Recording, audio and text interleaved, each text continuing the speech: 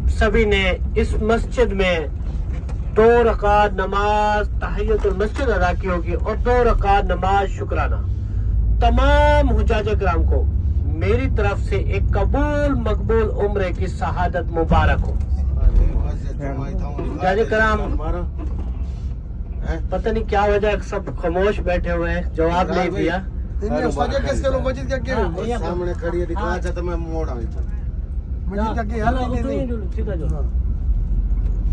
جج کرام, اس عمرے پہ ہمارے پیارے نبی محمد مصطفیٰ صلی اللہ علیہ وسلم کی مہر مبارک ہے.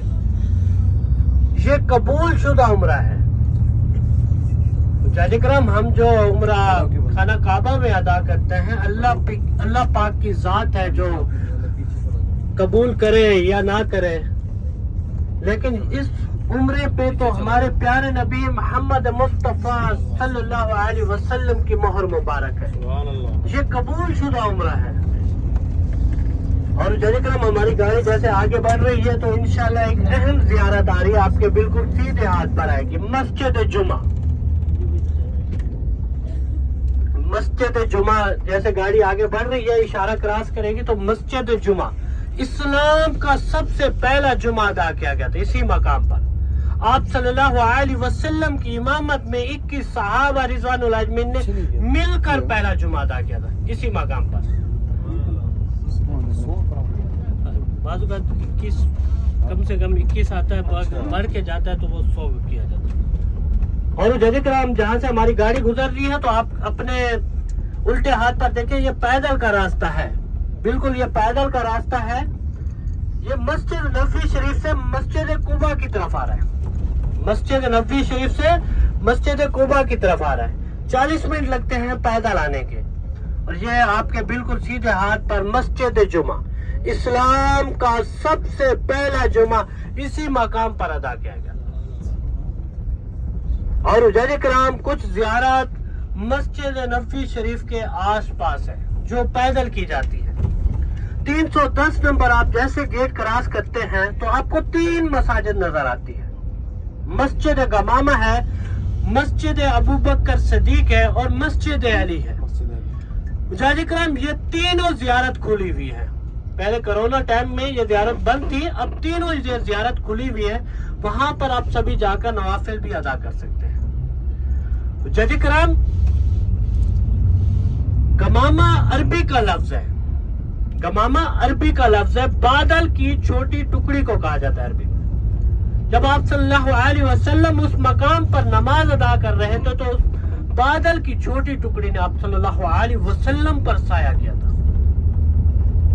اور جج کرام, آپ صلی اللہ علیہ وسلم نے اس مقام پر نماز عیدین بھی پڑھائی ہے. عیدین کا بھی علاقہ کہا جاتا ہے. صحابہ رضوان اللہ اجمعین نے وہاں پر نماز عیدین بھی پڑھائی. یہ زیارت کھلی ہوئی ہے. آپ سبھی نے, جن حجاج کرام نے وہ زیارت کر لی ہے یا کرنی ہے, وہ آپ 310 نمبر گیٹ کراس کریں گے تو بالکل سامنے تینوں مساجد آپ کو نظر آئیں گی. اور حجاج کرام, ایک تیسری مسجد ہے مسجد حضرت عثمان غنی رضی اللہ عنہ. وہ 309 نمبر گیٹ سے آپ جیسے 305 نمبر سے پل کراس کر کے اپنے ہوٹل کی طرف جاتے ہیں تو 3 دروازوں والی یہ مسجد ہے, بند کھڑی ہے پل کے بالکل پاس ہی. 3 دروازوں والی مسجد ہے, لیکن آپ اس کے پاس جا کر رک سکتے ہیں, دیکھ سکتے ہیں, کیونکہ آپ کا یہاں پر گھر تھا. آپ کو اسی مقام پر شہید کیا گیا تھا. اور جج کرام, آپ سبھی کو پتا ہوگا کہ جنت البقیع کا ٹائم ہے فجر کی نماز کے وقت اور عصر کی نماز کے وقت کھلتی ہے. اس میں خواتین نہیں جاتی, ہمارے بھائی بزرگ جاتے ہیں, اس میں مرد حضرات جاتے ہیں. تو یہ 2 ٹائموں میں کھلتی ہے. اس میں صحابہ رضوان اللہ اجمعین ہیں اور آپ صلی اللہ علیہ وسلم کی اہل بیت. آپ جا سکتے ہیں, وہاں پر سلام پیش کر سکتے ہیں, دعا کر سکتے ہیں. اور جج کرام, آپ سبھی کو آپ کے بالکل جہاں پر آپ کا ہوٹل ہے اس کے سامنے سبز گنبد والی مسجد ہے, مسجد بلال حبشی رضی اللہ عنہ. چلتے تو مکہ کی گلیوں میں تھے, لیکن ان کی چلنے کی آہٹ جنت میں سنائی دیتی تھی. جاج کرام محفل لگی ہوئی تھی، تمام صحابہ رضوان اللہ اجمعین جمع تھے. آپ صلی اللہ علیہ وسلم نے فرمایا اے بلال جنت میں سب سے پہلے آپ ہی جائیں گے. غلام تھا، پریشان ہو گیا، آگے سے عرض کرنے لگا یا رسول اللہ صلی اللہ علیہ وسلم یہ تو گستاخی ہوگی، آپ سے پہلے میں کیسے جنت میں جا سکتا. تو آپ صلی اللہ علیہ وسلم نے فرمایا اے بلال جس سواری پر میں سوار ہوں گا اس کی رسی، اس کی مہار آپ کے ہاتھ میں ہوگی، آپ کے کندھے پر ہوگی. جس کے ہاتھ میں رسی ہوتی ہے وہی سوار سے آگے چلتا ہے. ذکر اس طرح حضرت بلال حبشی سب سے پہلے جنت میں داخل ہوں گے. یہ ایک عظیم صحابی تھے، آپ صلی اللہ علیہ وسلم سے محبت کرنے والے صحابی تھے. اور جج کرام آپ سبھی کو باغ دکھایا تھا حضرت سلمان فارسی رضی اللہ عنہ، فارس کے رہنے والے تھے. آپ کے باپ دادا آگ کی پوجا کرتے تھے. آپ کو یہ مہذب پسند نہیں تھا، آپ کو حق اور سچ کی تلاش تھی. حق اور سچ کی تلاش میں آپ شام چلے گئے. کچھ روایت میں آتا ہے کہ آپ نے وہاں جا کر ایک عیسائی پادری کے پاس رکے. کچھ روایت میں آتا ہے کہ آپ نے وہاں پر جا کر مطالعہ کیا تورات اور انجیل کا. وہاں پر آپ عیسائی پادری کے پاس رکے اور جب عیسائی پادری پر آخری وقت آیا تو اس نے کہا کہ عرب کی سرزمین پر ایک سچا اور آخری نبی آنے والا ہے. اس کی 3 نشانیاں ہوں گی. صدقہ قبول نہیں کرتے ہوں گے، ہدیہ قبول کرتے ہوں گے، کندھے مبارک پر مہر نبوت ہوگی. جب حضرت سلمان فارسی نے یہ سنا تو آپ صلی اللہ علیہ وسلم کی محبت میں ہجرت کے 17 سال پہلے، مکہ پاک سے ہجرت کے 17 سال پہلے، مدینہ منورہ پہنچنے سے 17 سال پہلے آپ صلی اللہ علیہ وسلم کی محبت میں حضرت سلمان فارسی عرب کی سرزمین کی طرف روانہ ہوئے. جج کرام جیسے ہی وادی یثرب کے پاس پہنچے، مدینہ منورہ کا پرانا نام وادی یثرب تھا. وادی یثرب کے پاس جیسے ہی پہنچے تو ایک یہودی نے آپ کو قید کر لیا اور بنا معاوضہ کام کروانے لگا. جج اکرم جب آپ صلی اللہ علیہ وسلم مکہ پاک سے ہجرت کر کے مدینہ منورہ تشریف لائے تو جیسے حضرت سلمان فارسی کو پتہ چلا تو آپ صلی اللہ علیہ وسلم کی خدمت میں پیش ہوئے. عرض کیا یا رسول اللہ صلی اللہ علیہ وسلم چند کھجوریں ہیں، صدقہ کے طور پر قبول کیجیے. تو آپ صلی اللہ علیہ وسلم نے کھجوریں لینے سے انکار کر دیا اور آگے سے فرمایا کہ صدقہ سادات پر حرام ہے، یہ میں نہیں لے سکتا. ایک نشانی مکمل ہو گئی، ابھی 2 نشانیاں ابھی باقی تھی. جج اکرم حضرت سلمان فارسی چلے گئے. چند دنوں بعد دوبارہ آپ صلی اللہ علیہ وسلم کی خدمت میں پیش ہوئے. عرض کیا یا رسول اللہ صلی اللہ علیہ وسلم چند کھجوریں ہیں، ہدیہ کے طور پر قبول کیجیے. آپ صلی اللہ علیہ وسلم نے وہ کھجوریں قبول کی. 2 نشانیاں مکمل ہو گئی، ابھی تیسری نشانی باقی تھی. حضرت سلمان فارسی آپ صلی اللہ علیہ وسلم کے پاس ہی بیٹھ گئے. آپ صلی اللہ علیہ وسلم تو جانتے تھے کہ حضرت سلمان فارسی کس نیت سے بیٹھے ہوئے. جج اکرام بار بار آپ صلی اللہ علیہ وسلم کے کندھے مبارک کی طرف دیکھ رہے تھے. آپ صلی اللہ علیہ وسلم نے اپنی کملی مبارک کندھے مبارک سے ہٹائی تو مہر نبوت کی زیادہ نصیب ہوئی. جج کرام 3 نشانیاں مکمل ہو گئی.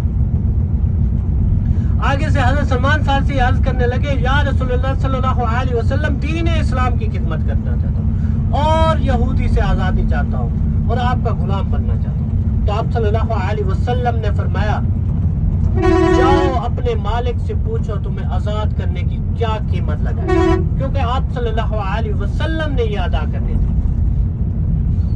جج کرام حضرت سلمان فارسی اپنے مالک کے پاس پہنچا، کہا کہ میں آزاد ہونا چاہتا ہوں. تو اس نے کہا ٹھیک ہے تم آزاد ہو جاؤ، لیکن میری ایک شرط ہے، میری زمین پڑی ہے وہ بنجر ہے، اس میں 360 کھجوریں لگا دو. جب وہ جوان ہو جائیں گی، پھل دینے کے قابل ہو جائیں گی، تب میں آپ کو آزاد کروں.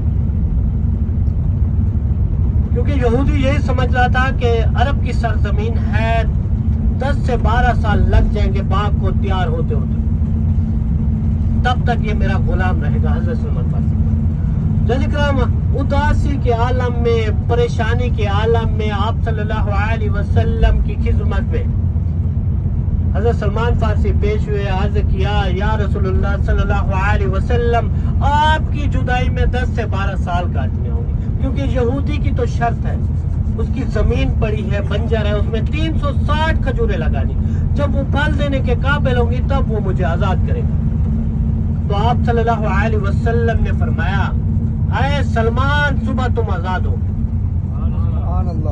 اور صحابہ رضوان اللہ اجمعین کو حکم دیا جاؤ مدینہ منورہ سے گٹھلیاں لے کر آؤ، اور حضرت کرام صحابہ رضوان اللہ اجمعین مدینہ منورہ سے گٹھلیاں لے کر آئے، اور آپ صلی اللہ علیہ وسلم گٹھلیاں لگاتے جا رہے، پیچھے صحابہ پانی دیتے آ رہے، آپ صلی اللہ علیہ وسلم گٹھلیاں لگاتے جا رہے، پیچھے صحابہ پانی دیتے آ رہے۔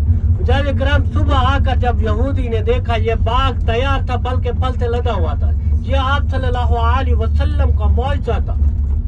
جب آپ صلی اللہ علیہ وسلم نے اللہ پاک سے جو بھی دعا مانگی وہ قبول ہوئی، اور حضرت کرام یہ باغ حضرت سلمان فارسی کے نام کر دیا، اور حضرت سلمان فارسی کو آزاد کر دیا، یہودی اور یہودی کا پورا خاندان مسلمان ہو۔ اور حضرت کرام ہماری گاڑی پہنچنے والی ہے مسجد قبلتین۔